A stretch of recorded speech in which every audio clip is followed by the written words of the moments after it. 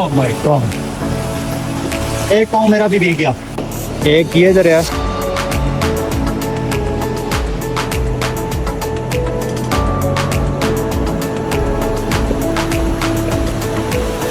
और दूसरा ये दरिया। तो थोड़ा एहतियात से गुजरना पड़ेगा क्योंकि मेरा भी मजाक ही बनेगा। मेरे ब्लॉग्स में खुशामदीद। आज मैं एक और दफ़ा आपको लेके आया हूँ मुजफ्फराबाद सिटी में, और यहाँ पे हम साईं अली सरकार पे हाज़िरी लगा के उसके बाद हम आए। इस वक्त मैं मौजूद हूँ मुजफ्फराबाद सिटी में दोमेल के मकाम पे, जहाँ पे दो रिवर्स आपस में मिलते हैं। एक का नाम है किशन गंगा रिवर जो कि इंडिया से आता है, और दूसरे का नाम है ये जो ग्लेशियर से आता है, पाकिस्तान के ग्लेशियर से। और इस पानी का जो दर्जा हरारत है वो बहुत ज़्यादा ठंडा होता है, उसका भी बहुत ज़्यादा ठंडा होता है क्योंकि ये वो पानी है जो ग्लेशियर से पिघल के डायरेक्ट इस तरफ आते हैं। आज हम आपको एक दफ़ा फिर से विजिट करवाएंगे दोमेल का मकाम पे, जहाँ पे दो रिवर्स आपस में मिलते हैं। ये मुजफ्फराबाद सिटी में मौजूद है। ये जो दरिया है डायरेक्ट इंडिया से आता है, और इंडिया से होता हुआ इसमें अभी ये पानी बिल्कुल फुल है। और दूसरा ये जो दरिया है ये ऊपर पहाड़ों से आता है और ग्लेशियर्स को पिघलाते हुए उसके बाद से ये आता है। फिर हम आगे की तरफ जाएंगे और हमारा एक साथी गिर भी चुका है दरिया में माशाल्लाह से। पानी की वजह से उनकी बिल्कुल पाँव वगैरह भीग चुके हैं, और ये यहाँ पे भीगना मतलब पाँव का शल हो जाना, सुन्न हो जाना जिसको कहते हैं। क्योंकि हमारे एक साथी जो कि वो दरिया में माशाल्लाह एक दफ़ा पाँव की वजह से गिर भी चुके हैं, और वो ठीक ठाक अब उनके जो पाँव हैं वो सर्दी होने की वजह से, दिसंबर होने की वजह से ये, और माशाल्लाह दूसरे भी पाँव स्लिप कर चुके हैं जी। अब मेरी बारी है, लेट मी ट्राई। और मैं कोशिश करूंगा कि कम से कम भीगूं, क्योंकि यहाँ पे पाँव का अगर भीग जाएं तो सारी शाम आपके पाँव जो है वो सुन रहेंगे, और क्योंकि दिसंबर है। अब मेरी बारी है, मैंने फोन को भी बचाना है और खुद को भी बचाना है। ये खासा मुश्किल काम है यहाँ से दरिया को पार करना, क्योंकि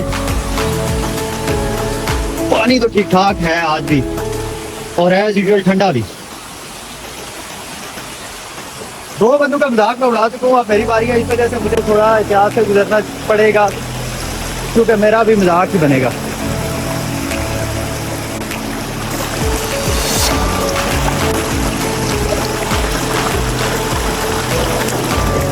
ओह माय गॉड, एक पाँव मेरा भी भीग गया, लेकिन काफी कम हद तक। इस दरिया को पार करने के बाद वो उस मुकाम पे पहुंचेंगे हम जहाँ पे फिर से पाँव भीग गया, जहाँ पे दोनों दरिया आपस में मिलते हैं।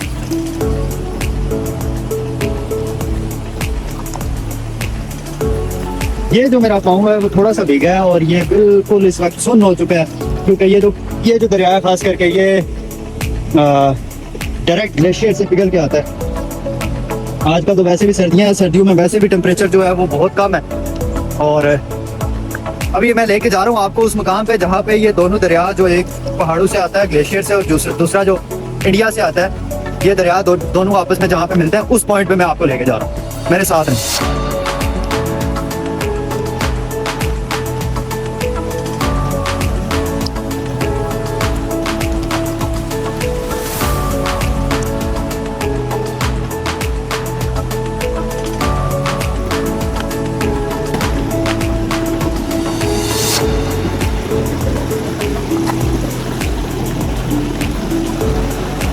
आखिरकार भाई ने जूते उतार के हाथ में रख लिया, क्योंकि ज़ाहिर है पानी जो है वो उनके पाँव को सुन कर चुका है, और उसके बाद जो ब्लड फ्लो है वो कम हो जाता है, स्लो हो जाता है, क्योंकि ये पानी जो है ये डायरेक्ट बर्फ़ से आता है, बर्फ़ का पानी है ग्लेशियर्स का। तो इसमें जिस्म को गर्म रखना बहुत ज़रूरी है, और जूते उतार के अगर आप आगे की तरफ जाएँ तो वो भी ज़्यादा बेहतर रहेगा। एक ये दरिया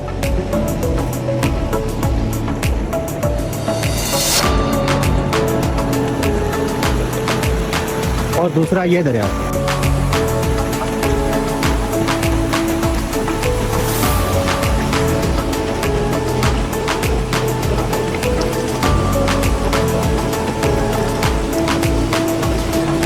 मेरे आगे जाने वाले हजरात जो है वो तो माशाल्लाह से दो तो पहुंच चुके हैं, दो रास्ते में मेरी तरह, और मैंने आपको साथ लेके जाना है, इस वजह से मैं लेट हूँ।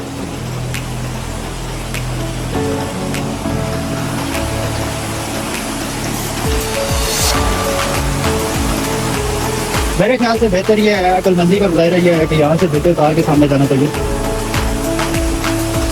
लेकिन फिर भी मैं कोशिश करूँगा कि जूते ना ही उतारने पड़ेंगे। अच्छा, ये जो पत्थर है ये तकरीबन सारे के सारे स्लिपरीज है, स्लिपरी पत्थर है। पानी का बहाव की वजह से और ये गंद जो इसके साथ बह के आता है, उस वजह से ये सारे पत्थर अभी स्लिपरी हो चुके हैं। दूसरे भाई ने भी जूते उतार ही दिए, उसके लिए बेहतर यह है कि यहाँ से पार होते हुए आप जूते उतार के सामने जाएं।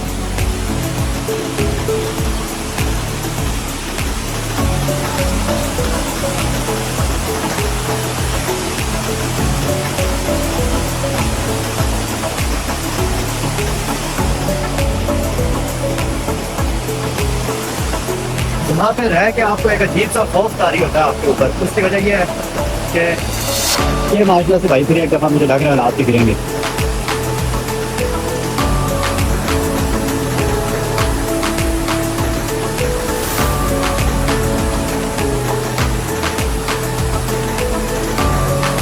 हजरत पानिया विचा लगा और पानिया विचा लगा।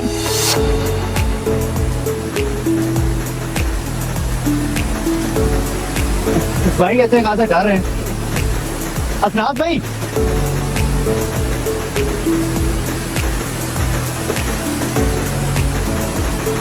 जूते मुझे भी उतारने ही पड़ेंगे भाई।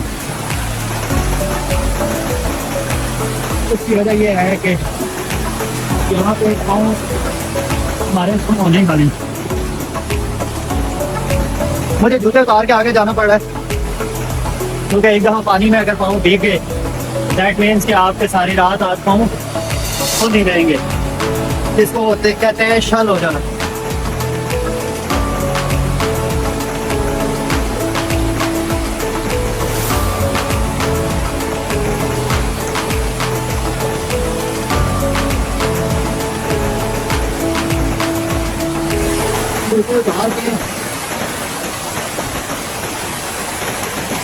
पैंट को ऊपर करके